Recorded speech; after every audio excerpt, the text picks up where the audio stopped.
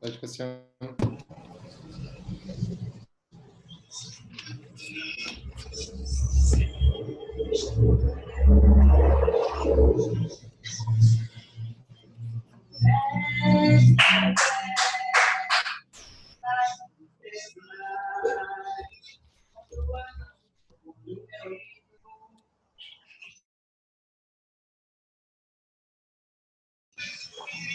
Amanhã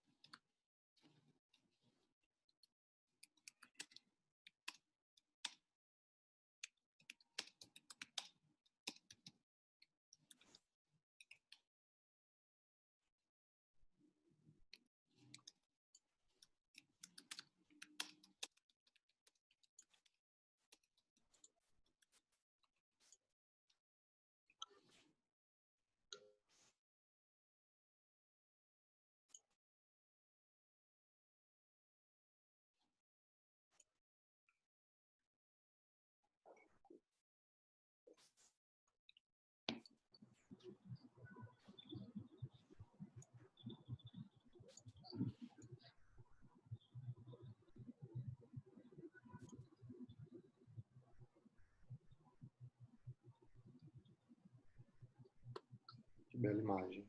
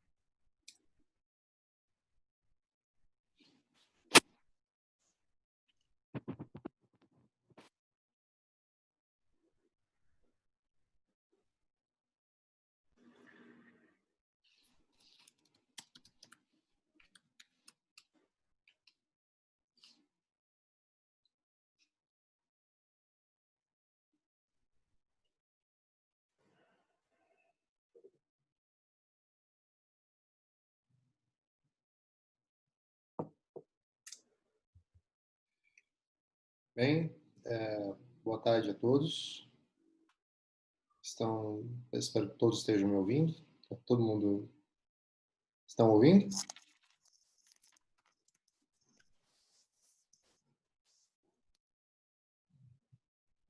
Ok, então vamos lá.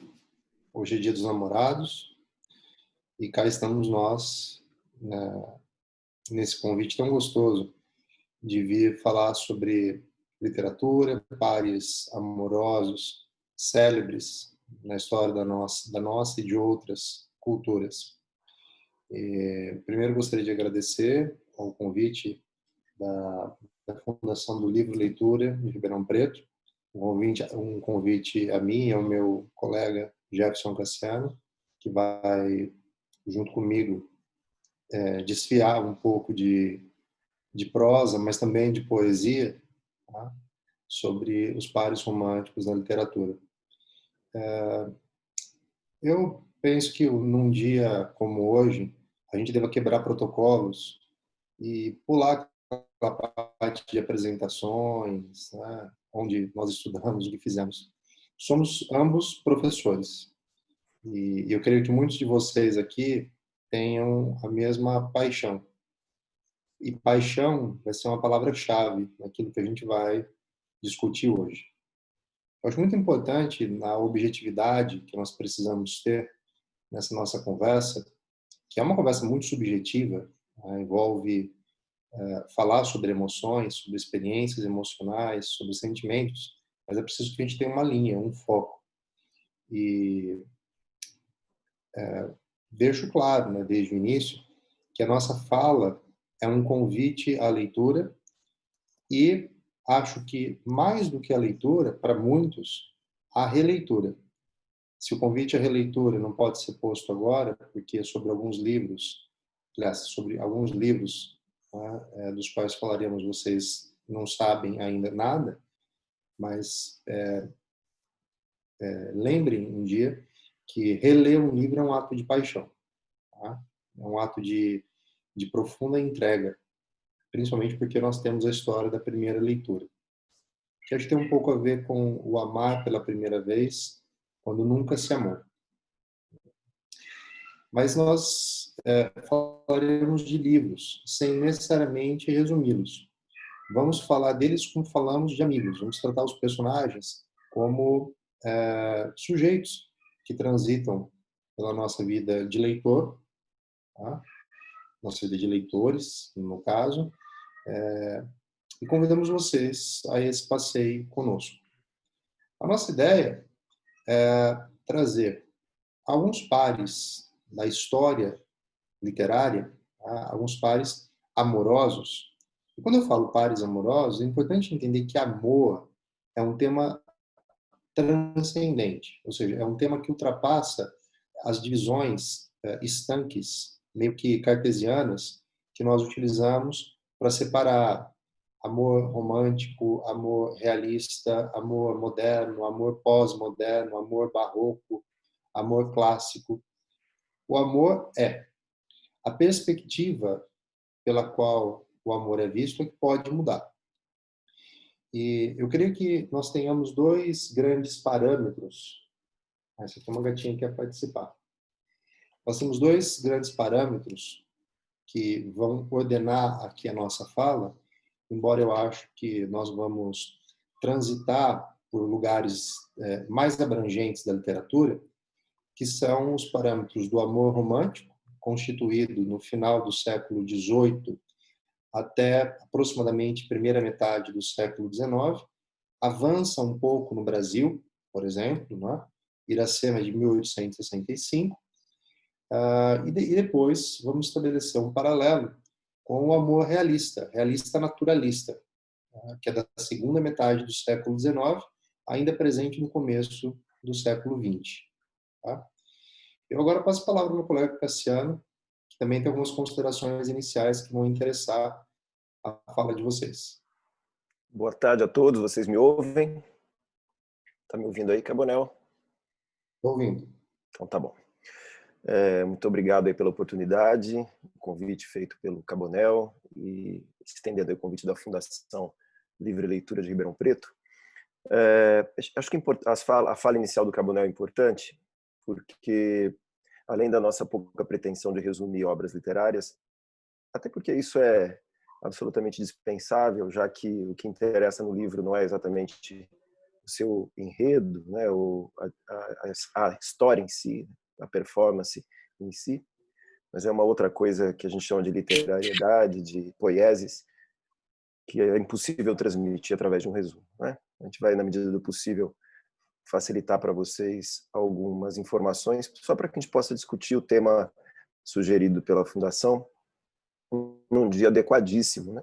Adequadíssimo, inclusive, porque me parece que essa ideia de amor romântico citada pelo Carbonel, ela é a base daquilo que a gente chama de Dia dos Namorados, instituído muito mais por uma perspectiva financeira, socioeconômica, do que efetivamente por uma perspectiva artística ou poética, mas que a gente trata com o mesmo tipo de abordagem que a gente vai ver em algumas obras, né? E eu acho interessante começar propondo como fundo teórico aí para a nossa conversa alguns caminhos, né? O primeiro deles é uma sugestão de leitura imediata, que é o Fragmentos do Discurso Amoroso, do Roland Barthes, estruturalista, né? Escola francesa, com todas as críticas que a escola francesa já recebeu, notadamente Todorov falando aí do grande perigo que a literatura sofre a partir desse recorte estruturalista, mas que me parece interessante porque esse livro, Fragmentos do Discurso Amoroso, que é uma dica de leitura,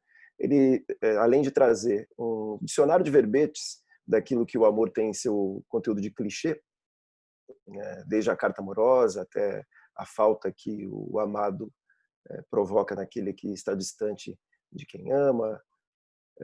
Ele também tem uma discussão sobre o que é o discurso amoroso, e nesse livro denuncia que o discurso amoroso está colocado no lugar de isolamento, quase de aprisionamento, porque passou a ser perigoso para o sistema como ele se apresenta. Eu acho que discordo um pouquinho dessa visão, mas gostaria de pegar e propor a vocês o pensamento do discurso amoroso. Em vez de trabalharmos com amor difícil de explicar como sentimento, emoção, sensação, pensamento, e mais fácil de abordar como um discurso. Entendendo o discurso como aquilo que acaba determinando a maneira como nós vamos nos aproximar daquilo que enfrentamos no nosso dia a dia e também como vivemos os papéis que são apresentados para a gente ao longo da vida, né? Você pode fazer um paralelo desse discurso com aquilo que hoje se chama de narrativa. Você pode fazer também um paralelo numa perspectiva indiana daquilo que se chama de arquétipo. E não importa a abordagem que se faça, a ideia é que, bem ou mal, a gente acaba cumprindo um certo roteiro, quase como uma espécie de destino, se assim quisermos chamar. É que destino a gente entra em questões religiosas, esotéricas, difíceis de abordar, mas uma espécie de programação da qual a gente tem dificuldade de escapar, à guisa de mito, quando se apaixona. Porque aí vem a segunda diferenciação que eu acho que é importante, porque me parece, o Carbonel vai dizer se concorda ou não, que quando a gente fala de amor na literatura, o que efetivamente me parece que nós vamos abordar aqui é o que nós chamamos de paixão. As diversas obras das quais nós vamos tratar, elas abordam principalmente esse apaixonamento, esse processo de envolvimento visto pela psicanálise como um tipo de patologia, um direcionamento de um tipo de energia chamada libido, através de um processo de catexia, né? Eu mando para alguém um objeto do meu amor toda a energia que eu posso e acabo me ligando a ele através desse direcionamento. E a partir daí realizo uma série de movimentos importantes de projeção, de cumprimento de tentativa, né, do cumprimento de expectativas, uma espécie de apaixonamento por mim mesmo. E aí esse discurso tem a ver exatamente com isso, né, os diversos papéis que nós acabamos desempenhando, diversas posições dentro desse percurso, quase que de forma obrigatória. E a literatura me parece ajudar a comprovar que se trata disso mesmo, porque, de certa maneira, acho que o amor até nem renderia, talvez, obras literárias e filmes hollywoodianos, já que o amor tem muito mais a ver, na minha avaliação, amor é praticamente um assunto impossível de abordar, né? A gente pode falar muito de paixão, mas quando se fala de amor, pelo menos para mim, é um campo minado e cheio de dúvidas. Não à toa, o Barthes diz que o discurso amoroso é colocado de lado porque é perigoso e até subversivo, porque a gente talvez não saiba falar muito de amor, né? Talvez o amor não rendesse grandes enredos e grandes obras literárias e filmes, exatamente porque ele tem muito mais a ver com paz e placidez do que efetivamente com aquilo que é arrebatador que nós conhecemos a paixão. Então, tentar usar a literatura para nos mostrar como nós acabamos ocupando os lugares muito parecidos com esses personagens que nós vamos conhecer um pouco mais, né? Desde a Iracema e o Martim, até mais recentemente a Macabeia e o Olímpico. Quem somos nós no cumprimento desse discurso? Acho que é a proposta inicial, e aí eu devolvo a bola para o Carbonell para abordar as nossas primeiras obras com essa perspectiva. Então, eu começo respondendo, né, a sua pergunta e a sua colocação, na verdade, e eu concordo. De fato, quando nós analisamos, olhamos um pouco mais clinicamente para os sentimentos que estão representados discursivamente na literatura, mas que também são projeções que nós assimilamos para tentar encarar o amor na nossa própria vida, e que, na verdade, muitas vezes, né, o que nós chamamos de amor de fato é o apaixonamento.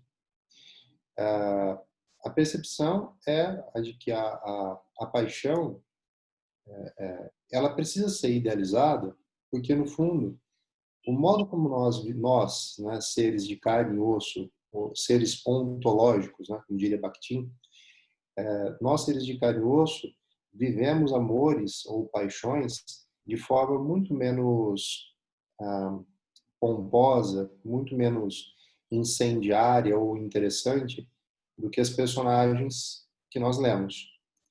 Então, a primeira cena que eu gostaria, né, de mencionar sobre namoramento, o primeiro casal, o primeiro par romântico, por assim dizer, que talvez hoje, né, tivesse comemorando com cachorro-quente e Coca-Cola o Dia dos Namorados, vem do livro A Hora da Estrela, de Clarice Lispector.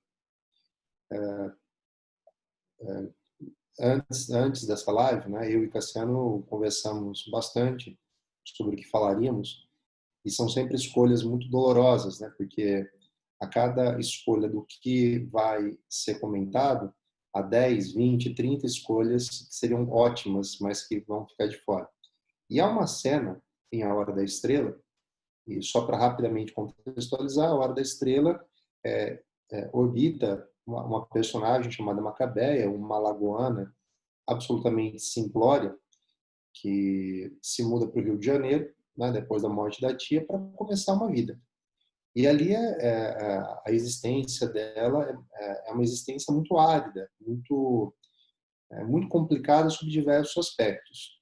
E um dia ela conhece no parque um outro nordestino chamado Olímpico de Jesus, e ele tem um certo traquejo, né? Ele a convida, ele pergunta qual é a sua graça, ela fala Macabé, ele acha a graça do nome, né? Diz que o nome dela parece nome de doença. E dali para frente, o trânsito amoroso deles, né, chega a ser muito engraçado, que é um momento em que eles não têm o que dizer, e ela olha para uma vitrine e diz assim: nossa, eu gosto tanto de pregos e parafusos. Porque ali é essa forma de entrelaçamento amoroso desprovido da idealização. Eles ainda eles não estão no lugar dessa idealização. E aí há uma cena que acho que complementa bem essa, tá?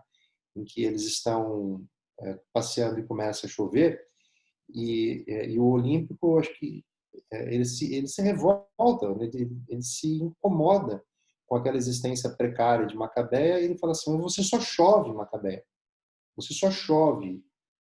Tá? Isso é na linguagem clariciana, e é curioso que é o último livro que Clarice Lispector escreveu, o último projeto dela, e há uma amargura que se constrói, né? É muito diferente de A Paixão segundo o GH, por exemplo. Mas acho que como um ponto de partida, é interessante refletir sobre esse amor ou essa paixão que une duas pessoas, né, e faz com que, apesar de tudo isso, eles tenham continuado, ela depositando alguma esperança nele, tá, depositando algum tipo de confiança que estar junto com ele era desejável, e ele, de alguma forma, com ela. Ainda que o desenrolar dessa história não seja tão bonito assim. Tá?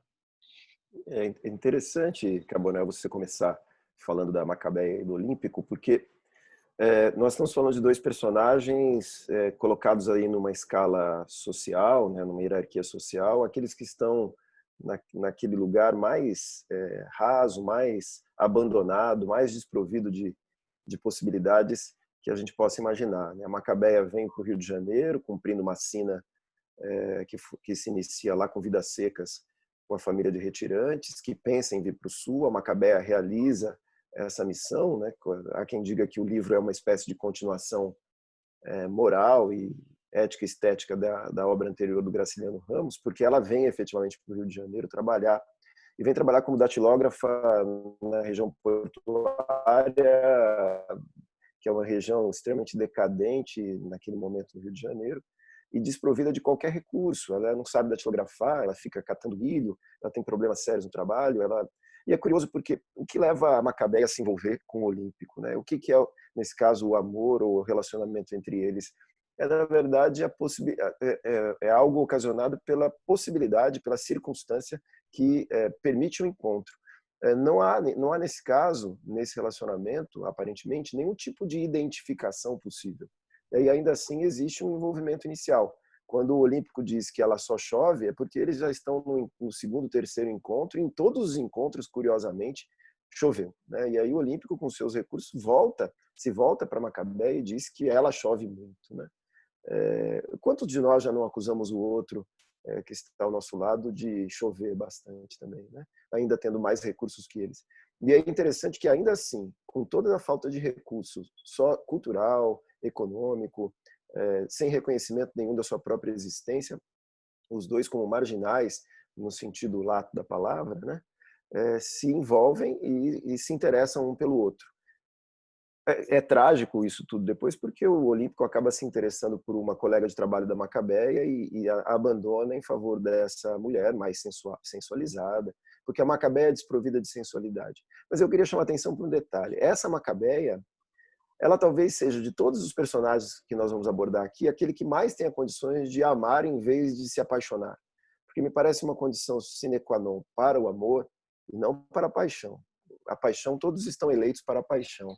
Mas para o amor, com essa divisão, me parece que poucos têm condições de. O amor exige a presença de dois indivíduos completos, de dois indivíduos que estejam presentes em si mesmos, né? Porque não há como realizar o amor se não for assim. A paixão é o contrário. A paixão, eu me conecto a uma outra pessoa porque falta em mim alguma coisa que eu busco nela, ou eu tenho desejo de ter aquilo, né? Mesmo que não falte em mim, eu gostaria de ter, e acabo me apaixonando por isso. A Macabeia não faz isso. Né? A Macabeia, que diz que gosta de parafuso, ela se envolve com o Olímpico porque ele lá está, disponível para ela naquele momento. Mas ela vive muito bem sem ele porque ela vive exclusivamente com ela. Talvez não pelo movimento de amadurecimento que nós esperemos, mas porque ela vive num mundo de total impossibilidade de ser outra coisa. Ela declara no livro que ela não pode ser, ela não sabe se ela é feliz ou não, porque ela só é a Macabeia. Ela sempre foi só aquilo, então ela não tem condições de saber se aquilo é felicidade ou não. Então eu acho muito feliz a escolha do Carbonell, porque ele começa pelo personagem que está muito além do romantismo, do realismo, já está no terceiro momento da modernidade, para alguns na pós-modernidade, E a Macabeia talvez seja aquela que mais seja capaz de amar, porque ela não tem outra opção. Não acredito que ela tenha se apaixonado pelo Olímpico, né? Ela se apaixona no livro em algum momento, em outro momento, quando a tragédia vai acontecer. Tanto que isso a tira do lugar seguro que ela vive. Eu acho muito interessante. A gente começa por um personagem que não se apaixona, porque não é capaz de e não pode, mas é capaz de amar, mesmo sem saber. Eu pego esse gancho no final da sua fala, né? Do ser capaz de amar mesmo sem saber. Quando nós pensamos em pares românticos, cuja lembrança pudesse ter algum efeito no nosso público, que são todos vocês aqui, tá? Eu nem sei se posso chamar os participantes da live de um público. Eu acho que a gente forma aqui um grupo interessado, todo ele interessado na mesma coisa. Então, o que poderia interessar esse grupo? São, pensamos nós, na verdade, essa perspectiva de aprender sobre o amor e a paixão a partir dessas reflexões. Então, pegando o gancho nisso, né, do estar pronto para amar e iniciando o trânsito, né, no amor romântico, eu assim, me vem à mente, né, uma série de obras, mas o que me parece mais interessante de mencionar nesse momento é Senhora, do José de Alencar. Inclusive porque eu creio que se a gente tivesse aqui roteiristas de novela, muitos deles diriam, pelo menos os mais conscientes do trabalho que fazem, o quão importante esse livro, esse romance foi para estruturar tramas de novela. Tramas em que existe um primeiro momento de um apaixonamento não relacionado a questões materiais. As questões materiais entram em cena, e é importante lembrar que o romantismo tem uma conexão com os ideais burgueses, os ideais das revoluções liberais no fim do século XVIII, e uma mudança de paradigma no modo de viver. Tá? Quando nós lemos, por exemplo, peças shakespearianas como Romeu e Julieta, existe ali uma sombra, né? um frêmito de questões materiais. Tá? Mas muito menos relevantes do que as outras questões. Tá? A partir do romantismo, a perspectiva individualista, né? o individualismo como característica central, coloca o amor num outro lugar. E nessa obra, Fernando Seixas e Aurélia Camargo, né, apaixonam-se inicialmente sem pensar e sem levar em consideração essas questões. Essas questões, no entanto, fazem com que ele precise abdicar do amor, porque na condição de homem, tá, dentro de uma sociedade essencialmente patriarcal, ele havia assumido um compromisso com o pai de cuidar do casamento das irmãs. Então, se ele ficar com a Aurélia, ele pode até abdicar do que seria uma vida materialmente boa, mas ele não conseguiria pagar o dote das irmãs. Então, ele abre mão de Aurélia, mas se compromete com outra moça, e então ocorre uma reviravolta. A Aurélia, muito machucada por ter sido trocada, recebe uma gigantesca herança e resolve vingar-se. Ou seja, ela canaliza a frustração amorosa no ódio, que é um outro sentimento, tá? Creio eu que de natureza semelhante à paixão. Tá? O apaixonamento que leva à vontade de estar perto do outro é muito parecido com o ódio, porque em ambos há o interesse profundo. E ao converter isso em ódio, ela, né, isso, claro, né, entra o rocambolesco do romance romântico, que não vai depois acontecer no romance realista, como a gente vai abordar daqui a pouco, em que ela propõe, né, ela traça um plano de propor um casamento às cegas com ele. Ou seja, ela pede para que um tio ofereça um dote extraordinariamente alto, desde que ele aceite casar-se sem saber quem é a noiva. E ele aceita, porque na concepção dele, já que ele tinha abdicado da mulher que amava por outra, né, em função do dote, bom, então ele agora abdicaria em função do dote maior. E aceita. Aurélia, no entanto, entende isso como, poxa, ele realmente só estava interessado era no dinheiro. Existe aqui um ponto importante, mal explorado pelo autor, e talvez faça sentido não ter explorado, que é a questão da incomunicabilidade, que eu acho que a Cassiano vai poder desenvolver melhor. Bom, ao final, aliás, do meio para o final, após eles se casarem, ela deixa muito claro que se decepcionou com ele e que eles vão viver de aparências. Porém, o apaixonamento está ali, convertido em ódio, para que ela possa continuar existindo num lugar tolerável. Tá? Ela precisou converter em ódio para tolerar, mas nunca deixou de estar apaixonada por ele. Tá? A idealização do romantismo tira um pouco daquilo que na vida real seja o desgaste, a decepção, ou mesmo a morte do sentimento tal como ele era no início. Tá? Bom, mas enfim, como a obra é romântica, ela teria ou o desfecho trágico ou o desfecho patético. Eu falo aqui patético não no sentido de ridículo, mas no sentido muito próximo, né, da raiz grega, que é pathos, tem a ver com emoção. O sentido cheio, né, eivado de emoção. E aí, nesse sentido, Fernando Seixas, ele compreende a indignação dela e traça o plano de devolver o dinheiro do dote para dizer a ela, olha, eu não me interessei por você pelo dinheiro, qual o dinheiro de volta? Podemos, então, né, ser felizes?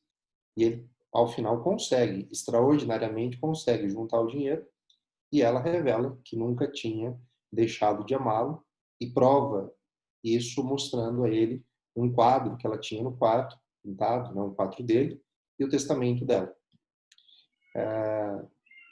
E eu acho que eu deixo agora para o Cassiano, tá, essa deixa para que ele possa tecer suas considerações.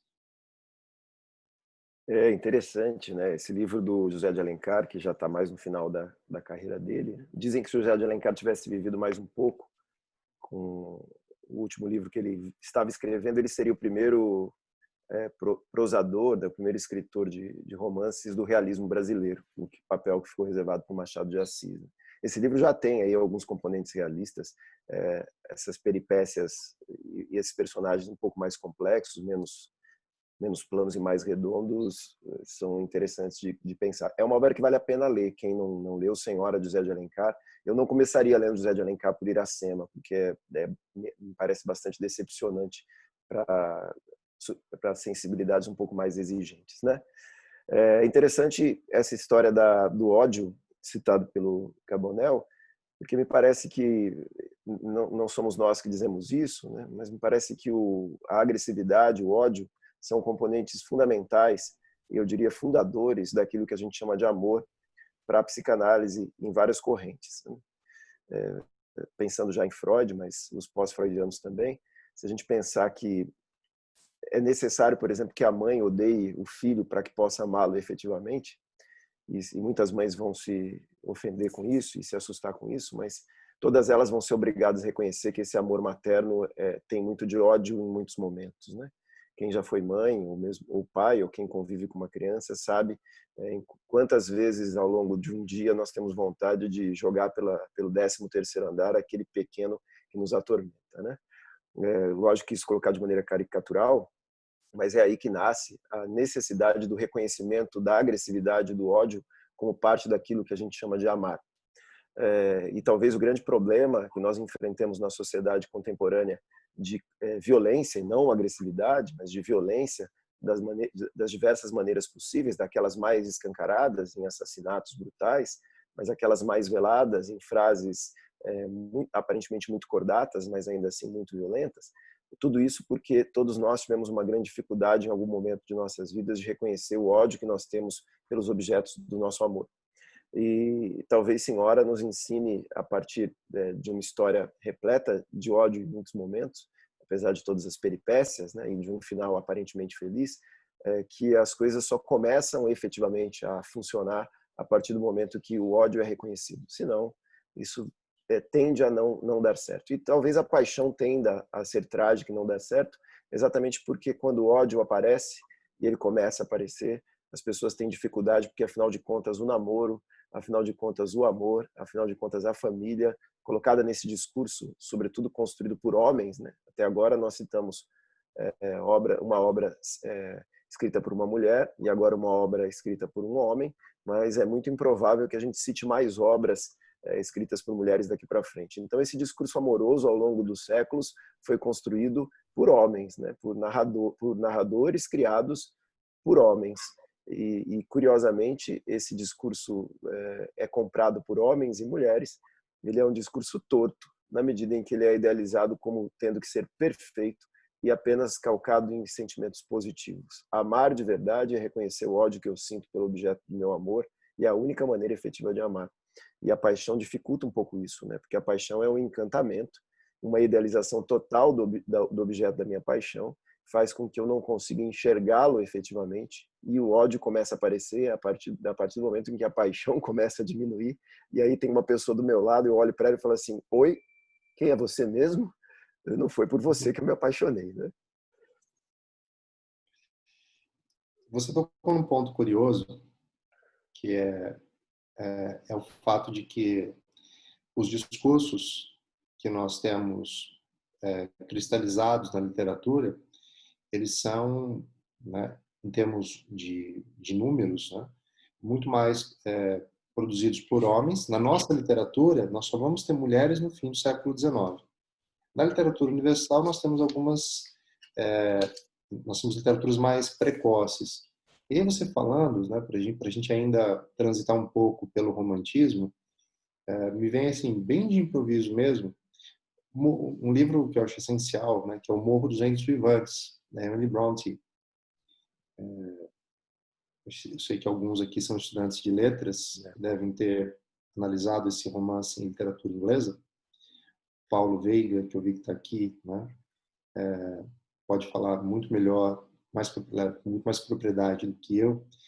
Mas há nesse romance uma coisa muito interessante que tem a ver com esse olhar que é masculino e que nesse livro vai ser constituído por uma autora. Então, me parece muito importante ponderar como que, ao escrever, ela localiza o papel da mulher nesses embates amorosos, né? Na luta pelo amor.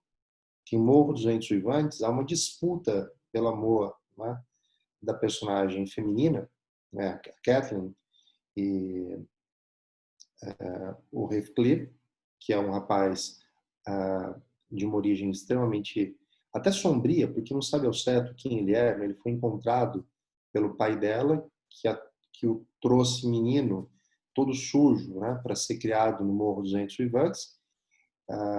Eles então supostamente seriam irmãos de criação, mas na cultura britânica da época essa aproximação não se concretiza, porque ele nunca se vê como filho. Então, ele se apaixona por ela. E ela também se apaixona por ele. Embora na sua imaturidade, ela acabe também se encantando com a vida mais sofisticada que os moradores da granja, né, que é ao lado do Morro dos Ventos Vivantes, aquela vida oferece a ela. Então ela se afasta dele e ele tem que ser, né, o sujeito que vai conquistá-la de volta. Ela se torna realmente o objeto do desejo dele, né?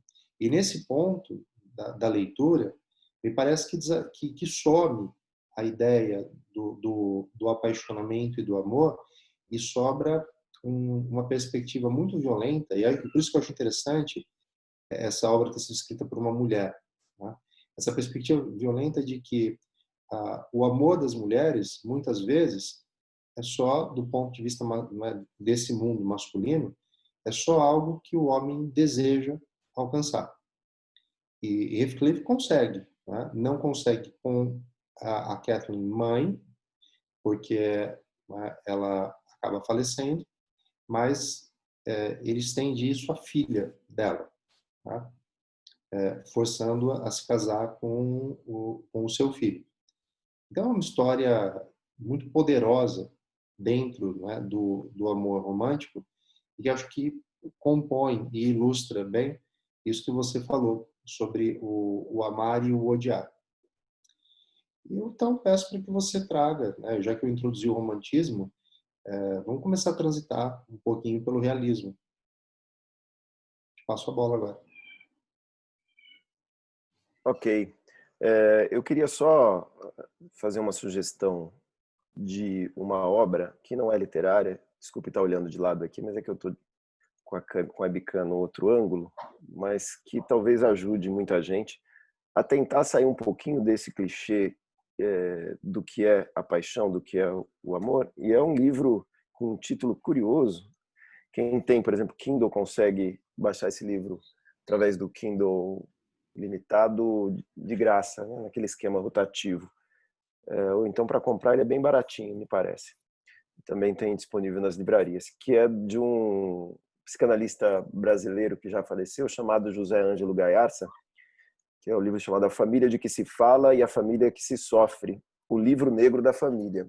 Curioso que é um livro que a gente está falando de Dia dos Namorados e se fala de família, mas é que boa parte do livro vai falar exatamente sobre o conceito de amor e a necessidade de quebrar um pouquinho esse discurso amoroso tradicional.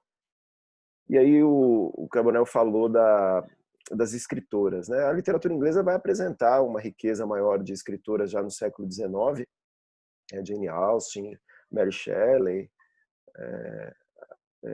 entre outras, né? Mas eu fico pensando também até que ponto o discurso dessas mulheres construído nos livros que elas escreveram naquele momento, ele é permeado e reproduz exatamente a mesma construção que desde a antiguidade vem contaminando o nosso pensamento sobre amor. O que eu vou dizer aqui tem que ser ouvido com bastante cuidado. Nós temos mais mulheres do que homens nos assistindo, que também é bastante sintomático, né? Os nossos homens, de maneira geral, estão pouco preocupados em falar sobre discurso amoroso ou o equivalente a isso com outros nomes, né? Os nossos homens ainda estão muito voltados para o fazer e pouco interessados no ser antes do fazer. De maneira geral, me parece que as mulheres sempre foram mais interessadas em discutir temas assim. Não à toa, a literatura foi construída para as mulheres, né? Sobretudo a partir do romantismo, como uma forma muito mais de entretenimento e ajudando a fazer isso que a gente já falou aqui, a colocar o discurso amoroso, esse padrão, nas cabeças de todos nós, né? Das mulheres, que são as mulheres que educam os nossos homens, e por contrapartida, e como resultado também, os nossos homens também. Que é essa ideia muito ultrapassada, mas infelizmente ainda muito presente, convivendo com as ações importantíssimas do feminismo no século 20 e 21, que é a ideia do príncipe encantado que chega de alguma maneira. Talvez ele não chegue mais de cavalo branco, talvez ele não seja mais um aristocrata rico, talvez ele não seja um grande herói da antiguidade, e talvez venha de outras maneiras, mas existe ainda uma transmissão disso para as nossas crianças, né? Ainda que desenhos animados de Hollywood tentem quebrar isso de maneira muito satisfatória, eu penso, né, em que as princesas de hoje em dia não têm príncipes encantados. É muito curioso ver a minha filha de 3 anos achando Cinderela uma história de amor muito bonita ainda, junto com Moana e Frozen, que quebram um pouco isso, Valente, né, que quebram como desenhos animados um pouco isso. E aí esse livro talvez ajude a tirar um pouquinho as pessoas que ainda seguem esse arquétipo do amor romântico dessa maneira. Ele se diz o livro negro da família e o Gaiarsa diz que tem ali uma atenção, porque aquele livro é destruidor para ler com bastante cuidado. Então eu faço aqui a ressalva também. Se no romantismo nós tínhamos então a idealização daquilo tudo que o amor e a amada e o amado eram, a ponto de nós termos ali Martim e Iracema como um casal improvável, né? É um livro curioso em que a Iracema, com todas as diferenças em relação a Martim, europeu, Iracema, indígena, acontece ali o que é muito comum na paixão também, que é uma identificação imediata à primeira vista, o chamado amor à primeira vista. Se ali aquilo tudo caminha para um fim trágico, mas envolvido de muita emotividade, de muito exagero nas emoções, a gente caminha para o realismo, que tem como objetivo combater o ultrarromantismo, combater o exagero chamado de mau gosto, né, por alguns, em troca de uma espécie de bom senso, de observação da realidade como ela se apresenta. Lembrando que realidade como ela se apresenta na literatura é sempre ficção, né? Continua havendo aí idealização, continua existindo aí aquilo que não é o real, mas uma tentativa de criar uma verossimilhança. Mas existe um soco no estômago do leitor, né? A gente pode pegar um casal típico, podemos pegar vários, né? Mas vamos começar pelos brasileiros, pelo brasileiro, o casal talvez mais famoso da literatura brasileira, que é o Bentinho e a Capitu. Bentinho também se apaixona pela Capitu, se apaixona desde o começo, né? Ele se apaixona por aquilo que é diferente dele. A Capitu é decidida, a Capitu é cativante, a Capitu é magnética, e o Bentinho é apagado, é dependente da mãe, é subserviente, e vê na Capitu algo que ele gostaria muito de ser, né? Desde criança, como vizinhos, desde jovenzinhos, eles seguem apaixonados. E essa é uma história curiosa, porque o realismo vai mostrar para a gente o quanto esse início, que é igual ao início romântico, como qualquer início romântico, ele vai ser marcado pela hipocrisia, vai ser marcado pelo ciúme, vai ser marcado pelo ambiente monótono e chato da pseudo-burguesia brasileira, que tem mais a ver com o que efetivamente é um casamento, o que efetivamente é um namoro, depois que a paixão começa a passar, né? Para quem não conhece a história, ela gira em torno de uma possível, veja a palavra possível, traição cometida por Capitu, depois de casada com Bentinho, com seu melhor amigo Escobar. A gente nunca vai saber se essa traição efetivamente aconteceu ou não, mas é interessante pensar que nesse momento do realismo, então, a gente começa a abordar os casais de uma forma muito mais próxima daquilo que a gente encontra nas notícias de jornal, daquilo que a gente encontra na fofoca da vizinha, aquilo que a gente encontra nas conversas de bares, né? Os casais que são ruidosos, os casais que passam por percalços difíceis de administrar, que acabam quase sempre levando a separações, como efetivamente acaba acontecendo com a Capitu e com o Bentinho, exatamente por essa razão, né? Pela desconfiança, a dúvida que o Bentinho tem se foi traído ou se não foi.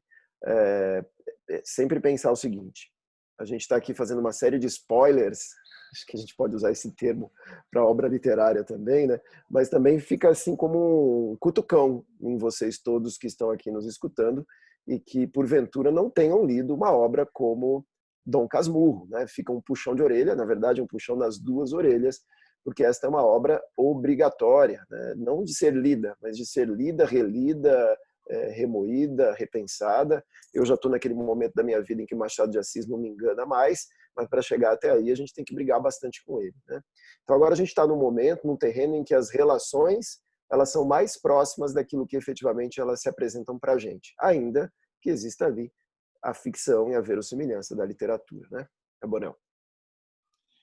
Eu concordo plenamente. Até acho interessante acrescentar que o realismo, enquanto uma proposta ideológica, estético-ideológica, tem como característica o anti-romantismo, no sentido do combate à idealização, o combate ao sentimentalismo. E o mecanismo curioso que a maior parte dos autores realistas utilizou para poder alcançar esse efeito foi, de fato, utilizar personagens com características, não todas, mas com algumas características românticas. Então, personagens que idealizavam o amor, que esperavam viver o apaixonamento daquela forma que só se encontra nos livros. Tanto que é um lugar comum na literatura realista a constituição da personagem, seja ela feminina ou masculina, com a personagem leitora, como um Don Quixote, né? Que lia sobre ser cavaleiro e quis tornar-se cavaleiro. Aqui nós temos as personagens que leem os romances românticos, né, Uma Dama das Camélias, por exemplo, do Alexandre Dumas, e sonham que o amor tem que ser isso. E, no fundo, essa idealização tem uma componente trágica terrível. Tá? Tendo em vista que, na prática, raríssimas vezes, o amor vai ser, ou a paixão vai ser assim. Tá? Mesmo que a gente considere só o apaixonamento, ele não se dá dessa forma. E nem sempre permeado por essa glamourização que o romantismo introduziu. Tá?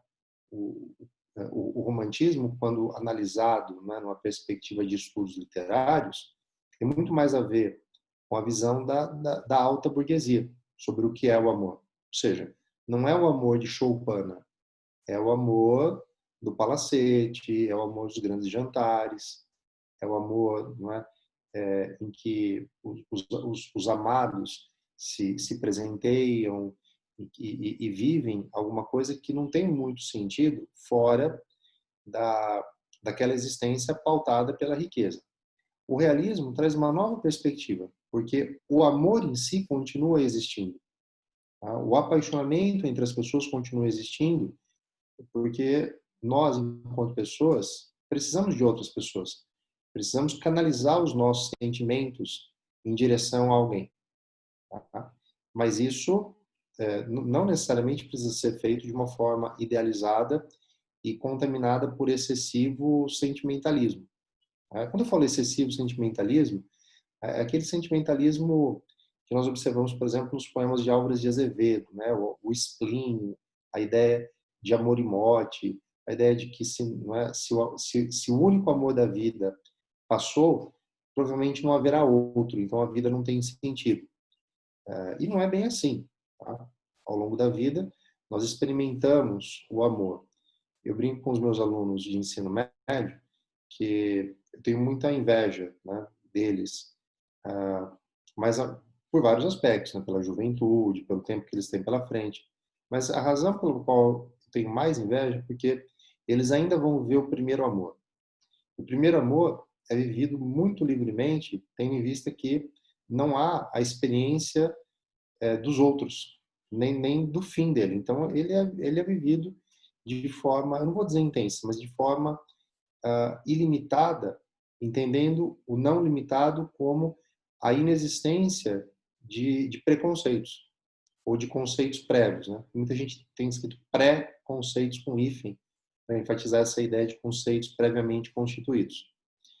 O amor realista, de fato, né? Por exemplo, o amor que une uma personagem como Virgília e Brás Cubas, né, do romance Memórias Póstumas de Brás Cubas, não tem esse elemento idealizado.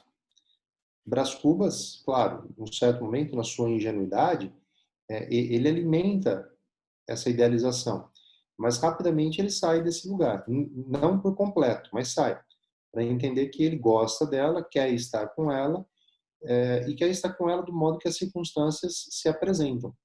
Tá? E aí a gente tem assim, inúmeros textos, né, que são mais acessíveis, contos, né? Então, por exemplo, o conto Uns Braços, do Machado de Assis, a Missa do Galo, também do Machado de Assis, que a gente percebe que o interesse e o apaixonamento podem se dar fora de uma zona de idealização. Tá?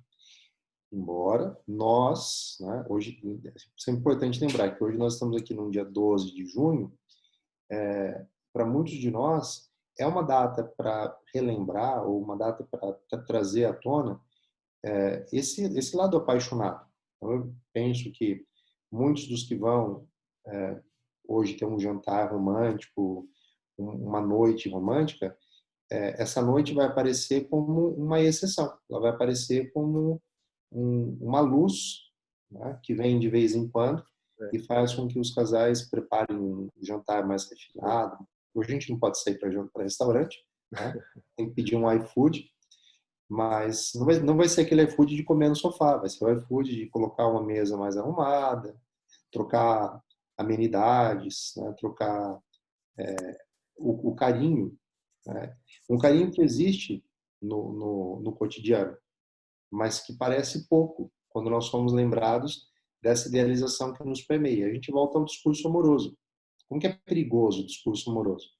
Porque, de certa forma, ele mata um pouco o que é a vivência amorosa. Vamos pensar em vivência amorosa como um trânsito entre o amor e a paixão, que é, né, estar com alguém e viver com alguém. Quando vivemos isso no campo da idealização, eu acho que o realismo deixa isso muito claro, corre-se um sério risco de extrapolar limites dessa vivência e não conseguir identificar o que de fato torna tão bom ter alguém junto. Companhia, a integração. Houve um tempo que eu pensava até em complementação, mas eu não creio que haja ideia de complementação. O amor como complemento, não, hoje para mim já não faz mais tanto sentido. Inclusive, né, olhando literariamente. Não sei o que o Cassiano pensa. Eu acho que a gente pode fazer, inclusive, Cabonel, um rescaldo de tudo que a gente falou, pensando até em abrir para o pessoal que queira fazer algum tipo de pergunta, interferência, eu acho importante, né?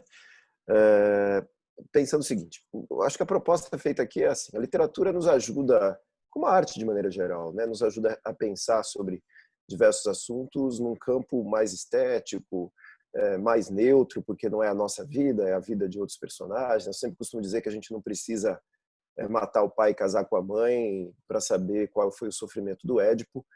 Então a gente consegue nesse movimento que a literatura nos permite catarse, de envolvimento grande emocional. A literatura é transformadora, obviamente. Então a nossa proposta aqui é simples hoje, né, de usar esse Dia dos Namorados para pensar até que ponto nós estamos reproduzindo um discurso idealizado e pronto que o romantismo exibe com mais clareza, que o realismo denuncia com força e que o modernismo tenta, de alguma forma, transformar, e talvez até seja mais efetivo nessa denúncia, porque não é o objetivo principal dele.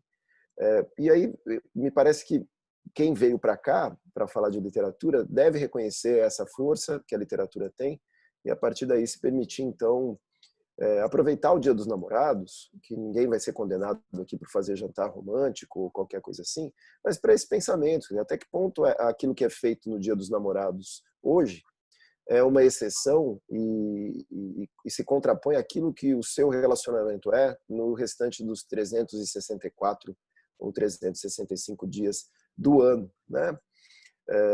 Se existe uma diferença muito grande entre aquilo que você faz nesse dia e aquilo que você faz nos outros dias, é bem provável que nesse dia você esteja reproduzindo aquilo que esse discurso que escraviza, que esse discurso que obriga coloca você.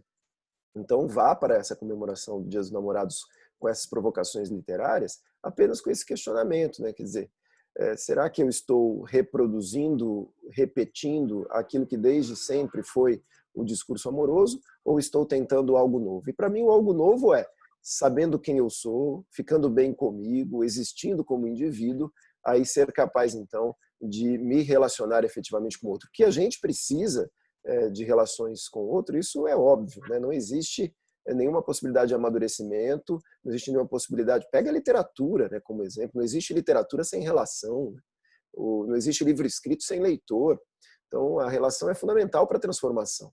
A única coisa que nós gostaríamos de colocar como questionamento a partir da literatura é que tipo de trajetória, que tipo de curso de rio a água da sua paixão, do seu amor está percorrendo, né? Porque é possível que muitos de nós estejamos simplesmente ainda tentando reproduzir aquilo que a literatura nos mostra e, desculpe afirmar isso, mas todas as obras que a gente citou aqui, com raríssimas exceções, Senhora é uma exceção, mas nem tanto, né? Elas são trágicas quando o percurso do amor é esse percurso permeado pelo amor romântico, que tem a ver com a paixão que nós vivemos exclusivamente, né? Então, o Cabonel pode fazer algumas considerações à guisa de primeiro encerramento, né, antes de encerrar definitivamente, e a gente abrir para perguntas. O que você acha, Cabonel? Eu acho ótimo. Eu vou só fazer dois acréscimos importantes. Até peço desculpas por não ter colocado isso no meio da minha fala anterior, mas nós conversamos, né, sobre o que falaríamos e achamos importante que houvesse menção ao amor homoafetivo. E também a lista é gigantesca, tá? Então, vou rapidamente mencionar o romance Bom Crioulo, de Adolfo Caminha, que é do naturalismo brasileiro, finzinho do século XIX, tá? E que aborda o apaixonamento de um marinheiro negro liberto, porque lutou, né, na Guerra do Paraguai, e desde então acabou ingressando na Marinha. E era um homem extremamente viril, mas no convívio, não é, isolado em navio, tinha, não é, era frequente que houvesse relações homoeróticas. Só que um dia entra um jovem grumete chamado Aleixo, e o nome Aleixo é uma referência a personagens da poesia latina que abordam, né, o amor entre dois homens. E esse jovenzinho, não é, catarinense, loiro, de olhos azuis, muito frágil, é tomado por Amaro como seu protegido. Tá? Inicialmente, o que move Amaro é o desejo, mas vai se constituindo entre eles entre assim, da parte de Amaro, pelo menos, um apaixonamento. Isso faz com que Amaro perca a perspectiva que ele tinha inicialmente e busque alguma coisa muito próxima a essa ideia de ilusão que a gente comentou aqui. Que se a gente pudesse, né, ter uma live focada nisso, acho que daria um tema muito interessante, né? Como os nossos modelos de vida, vida amorosa, eu falo vida amorosa na constituição do cotidiano do casal, são culturalmente construídos, não é? A tal ponto que um casal de dois homens vai idealizar uma vida semelhante à vida de um casal heterossexual. Tá? E há um desfecho trágico, porque Amaro apaixonou-se, mas Aleixo não. Aleixo estava só interessado em ser protegido. E quando Amaro é afastado de Aleixo, por conta do capitão do navio, que também era um personagem homossexual, porém muito reprimido, né, para não dizer recalcado, Aleixo acaba sendo presa fácil para Dona Carolina, que era uma dona de pensão, e, enfim, né, Amaro acaba amagando, né, fazendo jus ao seu nome, né, e não há saída para ele no fim que não seja matar aquele objeto que tanto lhe causava sofrimento. Bem interessante, Cabonel. Muitas das histórias que a gente trouxe aqui terminam com algum tipo de morte, né? Porque a paixão é isso, né? A paixão ela não tem controle. Agora, é interessante essa relação do Amaro com o Aleixo, porque o Amaro ele não enxerga o Aleixo, ele enxerga ele vê no Aleixo algo muito diferente dele e se encanta, e a partir daí para de enxergar a realidade, porque nunca houve reciprocidade nessa relação apresentada nessa obra, O Bom Crioulo. O Aleixo sempre foi, nesse sentido, alguém que se aproveitou da força e proteção do Amaro, e aí mostra uma outra característica desse discurso amoroso do amor romântico. Não existe a necessidade de reciprocidade. O que está amando de maneira romântica se sente satisfeito com a presença do ser amado, com a possibilidade, talvez nem com a presença, com a possibilidade de imaginar essa presença, e isso o abastece. A gente pode pegar aí os sofrimentos do jovem Werther, a gente pode pegar boa parte das obras do ultrarromantismo como exemplo para isso, né? Ou antes disso, as canções de trovadorismo falando de coita de amor, para a coita de amor existir, tem que existir uma impossibilidade de um amor acontecer. Então, o amor romântico ele prevê o sacrifício da não reciprocidade e ainda assim o amor segue. E é exatamente disso que a gente precisa falar quando reinventa o amor num momento em que é possível pensar sobre ele como discurso, imaginando uma necessidade de reciprocidade para uma relação efetivamente acontecer, né? Esse livro é muito interessante, independente de ser uma relação homoafetiva, a idealização do Amaro o cega de tal maneira que ele aceita e convive tranquilamente, tanto que a vida deles nem é uma vida em termos sexuais importante, né? O que o Amaro gosta é de apreciar, contemplar o corpo de Aleixo, né? Isso já é suficiente para ele. Atitude extremamente romântica, né? Sim, sim. Que no fundo segue aquela esteira de que tanto o naturalismo quanto o realismo se opõem ao romantismo, exatamente criando personagens com sofrimento por serem românticos. Bom, eu queria que a gente tenha feito aqui um percurso muito legal, né, nesse Dia dos Namorados, com muitas ideias compartilhadas, né, nem todas elas nós conseguimos desenvolver, como imaginávamos que iríamos desenvolver. Mas eu quero finalizar, antes de abrir para as perguntas, com uma sugestão de leitura. Tá? Eu fui encontrar. É um livrinho bem pequenininho, que se chama Carta a D, que foi escrita pelo filósofo André Goss. Não é ficção. Ele escreveu isso pouco depois da morte da esposa, por complicações de uma doença, e antes de cometer suicídio. É uma ode ao amor. Né, ao amor construído ao longo de uma vida. Inclusive com uma parte muito interessante de análise do apaixonamento. O que foi o apaixonamento, tá? E depois o que restou e foi o amálgama que juntou os dois. Tá? Então se chama Carta a D, vocês todos conseguem ver, André Goss. Ok? Cabonel, antes de o pessoal fazer pergunta, que eu estou vendo que a gente estava com 35 participantes, caímos para 31, que todo mundo tem horário, né? Eu vou cumprir só uma parte importante do protocolo. É importante, inclusive, porque dá a natureza aqui do nosso evento e guarda isso para a posteridade com registros importantes. Vou fazer uma colinha, então me permita ficar mais lateral aqui, para conseguir dar os créditos adequados, né? Dizer que essa nossa live foi uma apresentação do Ministério do Turismo, Governo do Estado de São Paulo, por meio da Secretaria da Cultura e Economia Criativa e Fundação do Livro e Leitura de Ribeirão Preto, programação que pertence à Quarentena Cultural. O projeto tem o objetivo principal de promover ações e atividades culturais nas plataformas digitais da Fundação, e são ações totalmente gratuitas e acessíveis à população de qualquer localidade. Proposta também é incentivar a todos ficarem em casa, apesar de tudo, né, durante a quarentena, prevista pelos órgãos competentes.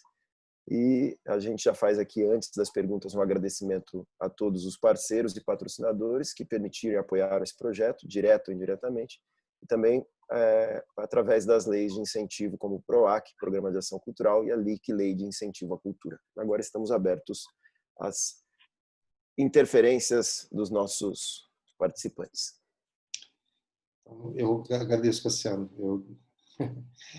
Na quebra de protocolo, acabei pulando essa parte importante, que o protocolo tem que ter mesmo.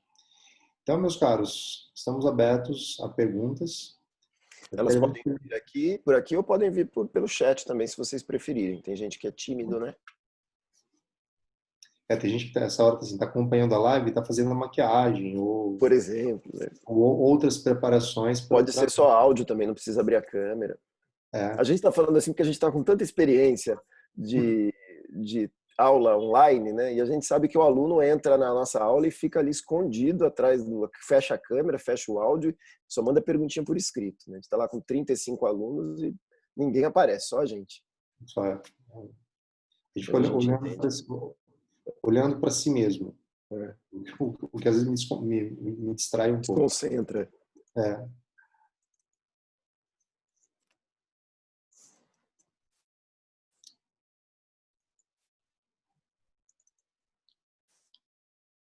Ouço grilos? Nem grilos, né? Nem grilos. Devia ter esse efeito sonoro aqui, a gente colocar um grilo para...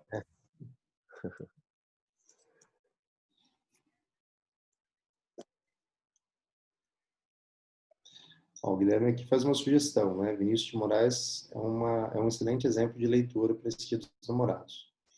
Onde tá? Não Concordo. vi. Apareceu aqui no chat. No meu chat não apareceu, não. Ele acabou mandando reservadamente para mim, Ah, tá, ok. né? Não sei se era para Então, você falar, que era reservadamente para você. eu acho que ele deve ter clicado no meu Tô nome e aí brincando, tô automaticamente vai no brincando, reservado. tô Então, brincando. Vinícius, eu concordo com você. Vinícius de Moraes?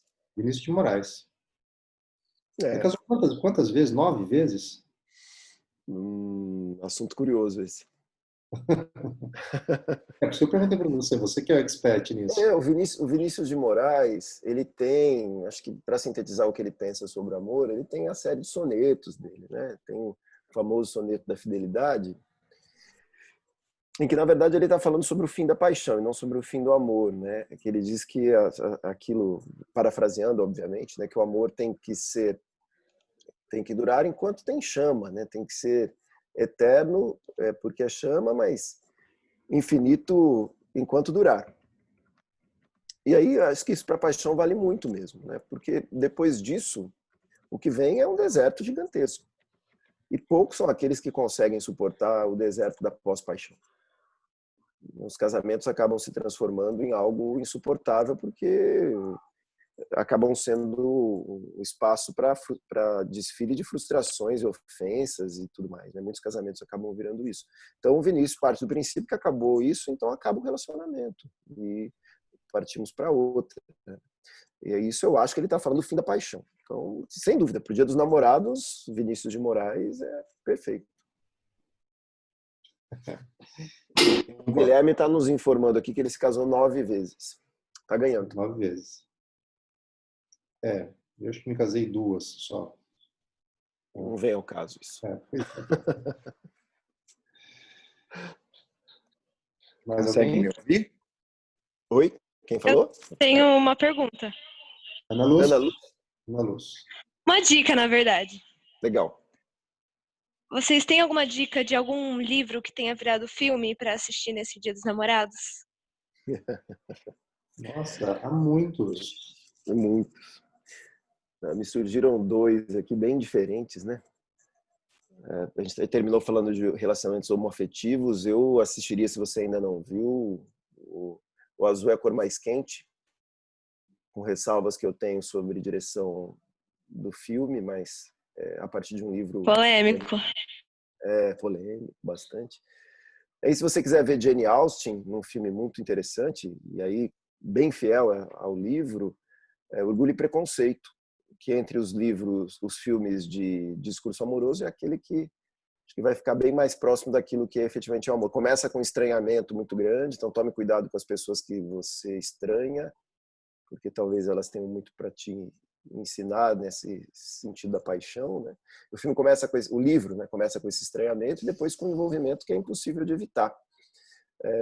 Os 2 estão disponíveis, acho que nos serviços aí de streaming, no Now, no Netflix. Você me falou, vieram os 2 filmes. A gente pode pensar em muitos outros, né? Muitos outros que eram livros interessantes, que a Bonel vai falar mais uns 2 aí. Eu pensando que essa pergunta, ela tem um objetivo de, assim, claro, a gente pode mencionar uma série de filmes hollywoodianos que são muito conhecidos. Eu acho que, como o público é muito jovem, tem filmes que acabaram esquecidos. Por exemplo, A Difícil Arte de Amar, Jack Nicholson, que é, acho que muito importante para a gente entender isso, né? Como que, em algum momento, a pessoa com quem nós convivemos se torna absolutamente estranha. A gente olha e fala, mas cadê a pessoa com quem eu me casei? Quem é você? Né? Onde você guardou o amor da minha vida? E o amor da minha vida está ali.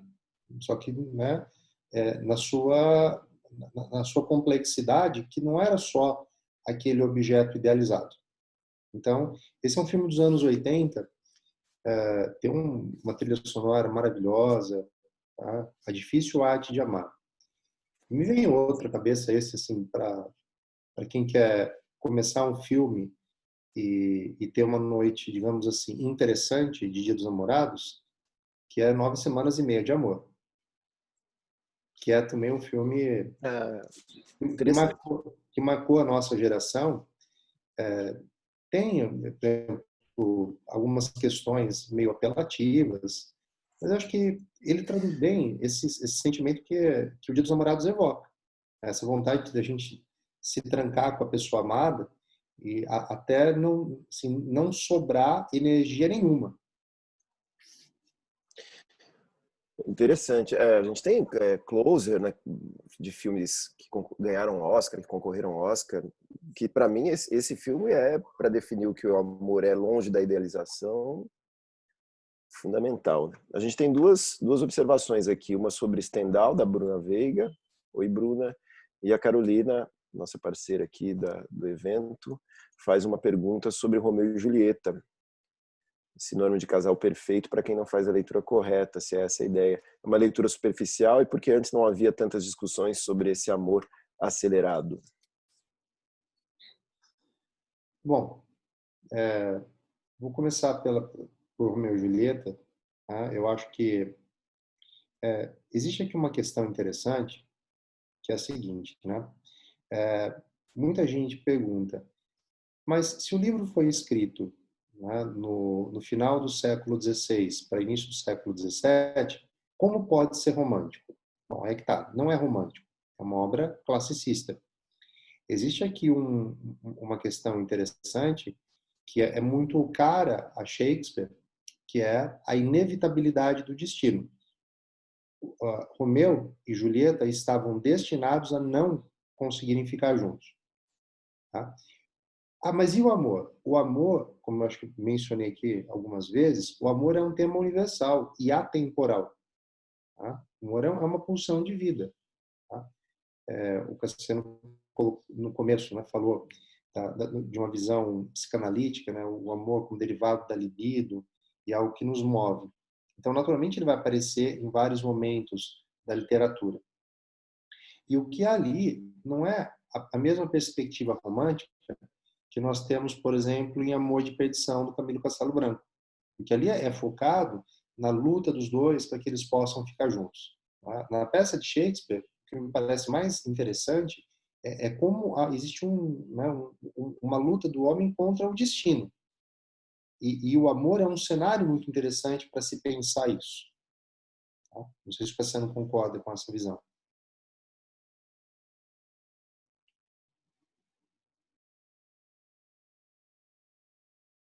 Você não está sem som. Desculpa.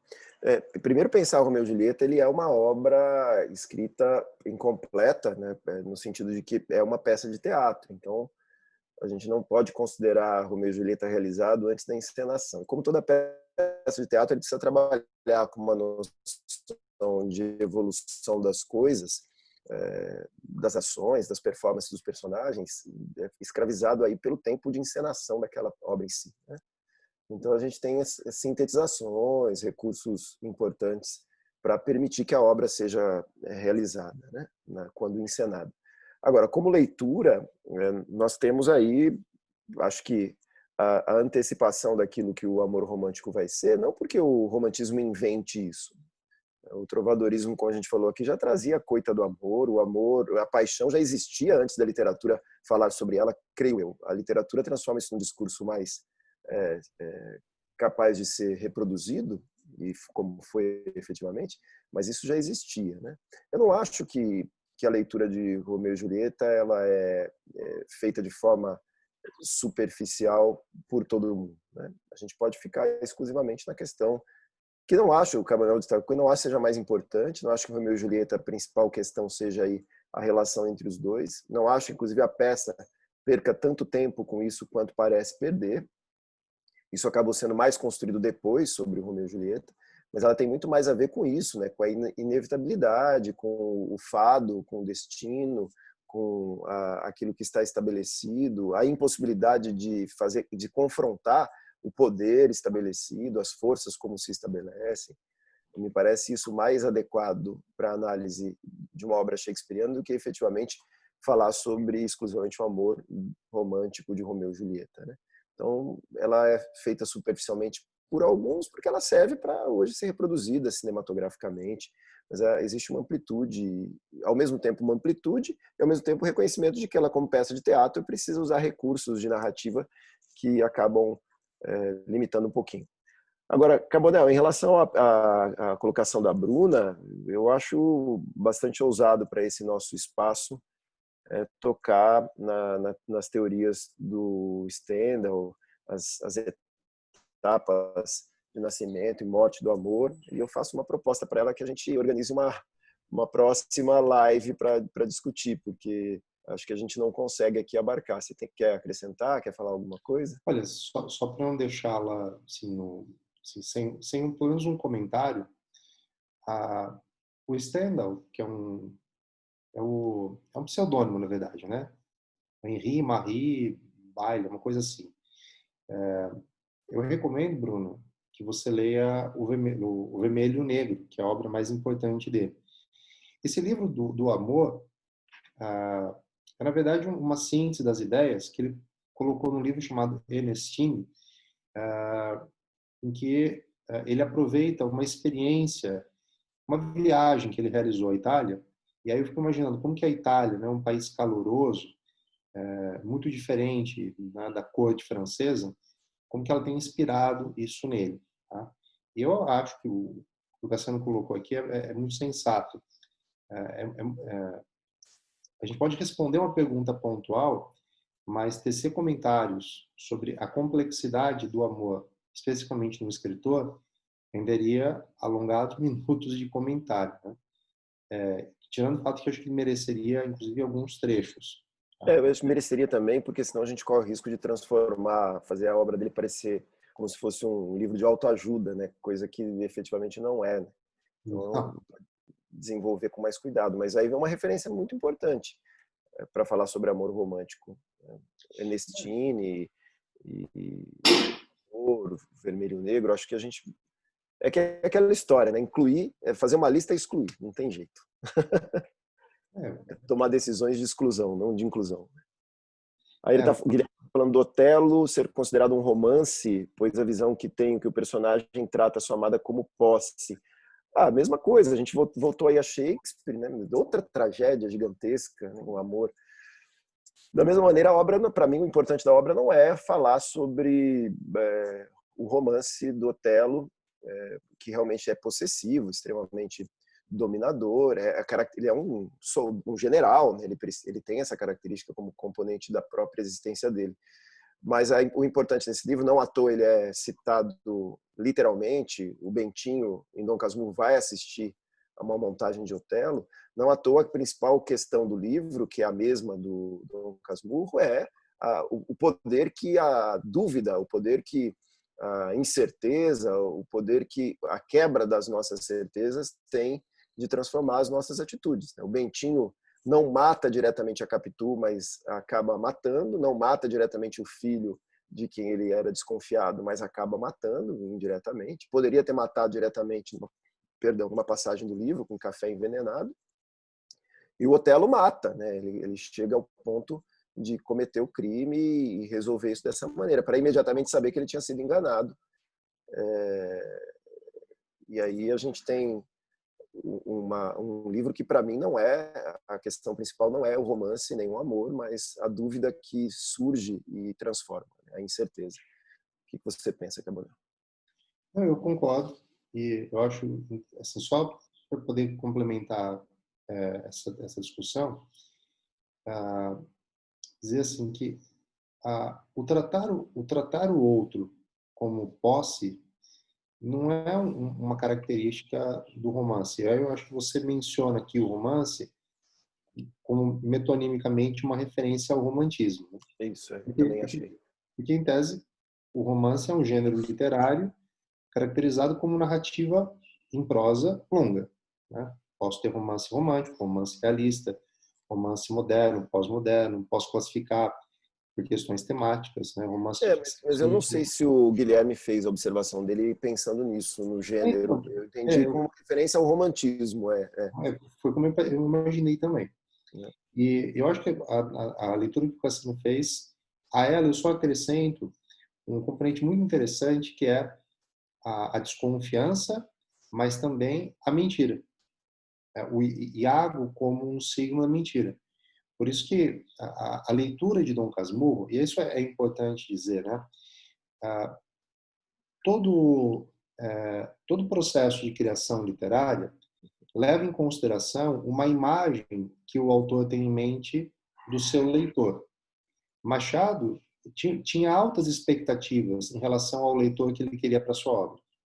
Então, a cena em que Bentinho está no teatro e desiste de terminar a peça é muito emblemática, porque ele viu o começo, tá? E ele fica incomodado porque na cabeça dele é inconcebível que um homem, tendo lutado tanto por uma mulher, seja traído por ela. Ele fala, não, eu não quero mais isso. E ele volta para casa e é a primeira vez que ele tem ali né, ou o leitor, pelo menos, tem uma coisa, opa, tá rolando algo aí.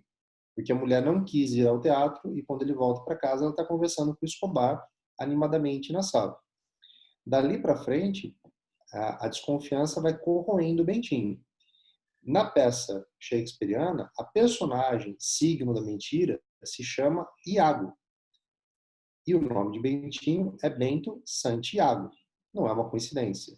Isso é Machado projetando o seu narratário, ou seja, né, o receptor da sua narrativa. É interessante. E a gente recebeu aqui, agora que interessante, né? Como a gente vai. A Ana Luz fez uma pergunta agora há pouco de qual seria um filme que a gente indicaria, um filme interessante de assistir, baseado numa obra literária. E a Terezinha Mira de Oliveira manda aqui uma dica que é espetacular. O filme é espetacular, é difícil de encontrar hoje. O Cabonel deve ter na estante de DVDs dele, mas ele não consegue achar. Você pede os filmes para ele, ele não encontra, porque está numa ordem alfabética diferente ali, tem uma história por trás, que é A Insustentável Leveza do Ser, do Milan Kundera, que virou um filme maravilhoso, que tem Daniel Day-Lewis num dos seus primeiros papéis importantes. É um filme extremamente sensível, doce de ver. E aí a Terezinha diz assim que o que acontece mesmo, né? Que eles têm uma dificuldade de viver o amor deles na fidelidade e quando eles conseguem viver com fidelidade, eles morrem. Né? Morrem de uma maneira boba, né? Morrem. Então, eu acho que, de alguma forma, existe essa perspectiva, creio eu, do amor romântico só ser possível numa espécie de doença, de uma patologia. Né? E a partir do momento que há a fidelidade é uma das exigências desse amor romântico, de maneira geral, mas tudo é um contrato, né? E talvez por isso a insustentável leveza do ser, né? Porque me parece que quando a leveza fica possível, para eles é impossível. Para eles é impossível existir. Porque, de maneira geral, Crônica de um Amor Louco é outro filme interessante, também dessa época. Eu me lembro de assistir os dois mais ou menos na mesma época. Esse também é difícil de assistir. Crônica de um Amor Louco tem Ornella Muti e Ben Gazzara fazendo o casal. É a mesma coisa, eles só conseguem viver o amor se for doentio. Nessa mesma linha vai um outro filme indicado aqui que é o Dreamers, Os Sonhadores, do Bertolucci, mais recente. Aí no triângulo amoroso também só existe na doença. Não é possível existir fora dela. Doença é característica de amor romântico. Sim, sim. É quase que uma estética própria, tá? Desse amor.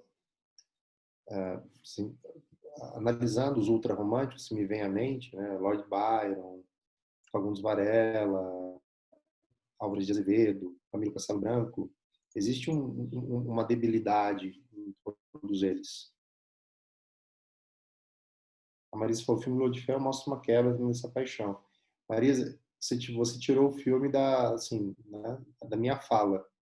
Enquanto o Cassiano lembrava, né, que tudo isso que a gente está vivendo aqui coloca todos nós numa experiência em que as emoções começam a fluir. E a memória creio eu, é muito movida por emoções. Então eu começo a reviver as minhas experiências de leitor e de espectador de filmes, ou posso dizer leitor de filmes também, E esse me veio à mente muito rápido, né? Existe ali um amor, mas é um amor doentio num outro sentido. Tá? Há uma incontinência. E é um filme também de uma delicadeza e ao mesmo tempo de uma brutalidade muito grandes. Acho que para todos que querem dicas, essa é uma dica ótima. Meus caros, eu creio que nós tenhamos chegado num certo horário. Eu peço licença se caso, né, ninguém mais tenha contribuições a fazer. Não sei se o Cassiano tem mais algum comentário a tecer. Pode fazer mais um comentário? Claro, claro, Paulo, por favor. Gente, eu estou péssimo com a tecnologia, eu não estou me acertando aqui. Gostaria de agradecer a fala de vocês, estou matando saudade vendo vocês. E, enfim, sou suspeito para falar em relação à epistemologia amorosa, né? Em relação aos conceitos, às definições, do ponto de vista linguístico da coisa também. Queria endossar, né, apoiar o posicionamento de vocês, lembrando, claro, do grego e do latim, do conceito, né, o Carbonell tinha comentado, o conceito de patos, né, cujo sentido essencial é de acidente, né, é o incidente ou acidente, dependendo da tradução, que pode ser inclusive uma calamidade, que pode ser inclusive a morte. Daí o termo ser transferido para o latim como passio, passiones, que é morte, né? Daí a paixão de Cristo. E como esses termos nos movem, nos ajudam a lembrar de toda a grande tragédia que são os relacionamentos amorosos na literatura, né? Muitas. Como havia falado de Romeu e Julieta, que é o decalque de Piramitisbe, né? São os mitos, não tem jeito. E lembrar, né, falaram de Shakespeare, né, da sua preocupação, né, tendo em vista esse patos, nessa morte, da sua preocupação muito grande com a imortalidade. E aí ele sugere que amemos para que haja procriação e a juventude, a beleza permaneça existindo. Então ele diz, eu não me lembro muito bem de cabeça, tem um soneto que ele diz, o narrador diz, né, como se estivesse falando a um jovem, você teve um pai, né? Então deixe que o seu filho tenha também. Shall your son say so? Alguma coisa assim, né? Então, resumo da importância desses ajustes epistemológicos de conceito para evitar quebrar, principalmente em função, né, do discurso comum, quebrar a noção, né, do romance como algo necessariamente positivo, né? Você tinha citado o Morro dos Ventos Vivantes, que é, no fundo, um desastre, aquele amor de infância, e tem outros tipos de amor lá, né? Em resumo, né, para a gente sempre buscar o rigor dos sentidos, né, do que é amor, do que é a paixão, do que é um romance, do que é um romantismo, o que é ser romântico, né, e assim por diante. Enfim, agradeço a fala de vocês. Imagina, Paulo, a gente que agradece a sua interferência, deveria ter interferido mais, né? Eu vou fazer a minha despedida já com uma outra dica que me veio à cabeça aqui, que é um filme antigo também, final dos anos 1970, começo dos anos 1980, chamado Ensina-me a Viver, que mostra o amor entre o Harold e a Maude, que é um jovem adolescente, e uma senhora com 70 e tantos anos de idade. Um filme baseado num livro, que foi baseado num roteiro, e aí virou filme a partir do livro. É um filme interessante para ver o amor de uma forma bastante inusitada, além de ser muito sensível também. Eu agradeço a oportunidade da Fundação para que a gente pudesse fazer essa live, o convite do professor Carbonell, e desejo a vocês que vocês se apaixonem sempre que isso for necessário, o quanto for necessário, mas que vocês rapidamente possam amar e a paixão ser apenas uma parte disso, tá bom? Um abraço. Obrigado, Cassiano. Eu agradeço a sua participação aqui. Tá? Agradeço a presença de todos. Fiquei muito feliz em reencontrar amigos aqui. O Paulo se manifestou. Nós damos aula juntos. A Lucinha também está aqui. A Marisa, que trabalha no SEBIN. Marisa, tchau. E, conosco. E tantos outros. Né? Fiquei muito feliz que vocês tenham participado. E, lógico, né? É muito importante valorizar esse tipo de projeto. Então, eu agradeço vocês por terem vindo aqui e lembro, né, que esse projeto Quarentena Cultural da Fundação do Livro e da Leitura de Ribeirão Preto, ele vai continuar acontecendo, né, em diversas plataformas e redes sociais da Fundação. Então, nós já tivemos outras interessantes. Na terça-feira da semana passada, o julgamento, né, de Capitu foi muito legal, e teremos outros, né? Então, amanhã, às 19 horas, também no Zoom, haverá um workshop gratuito com Bianca Lana sobre introdução à ilustração editorial. Tá? As inscrições são gratuitas e podem ser feitas pelo site da Fundação, que é fundaçãodolivroeleitura.com, apenas. Tá? Meus caros, eu agradeço muito a participação de vocês, agradeço muito a parceria, né, do meu grande amigo Cassiano nessa discussão, e até próximos encontros. Tá? E para quem não for hoje comemorar o Dia dos Namorados, lembrem que amanhã é dia de Santo Antônio. Tá? Não sei quem inventou o casamento inteiro, mas enfim, dizem que é. Então, tá? Vão lá para a fila, pegar o pãozinho, pegar o bolo. Lembra que o pãozinho tem que pôr no arroz para desidratar. Ano que vem vocês comem o pãozinho seco com leite. Tá? Pode comer que não vai fazer mal. Mas dizem que desencalha. Tudo bem? Então é isso aí, meus caros. Fiquei muito feliz de ter vocês aqui, compartilhar isso e até a próxima. Bom, um grande abraço. Tchau, tchau. Tchau, tchau.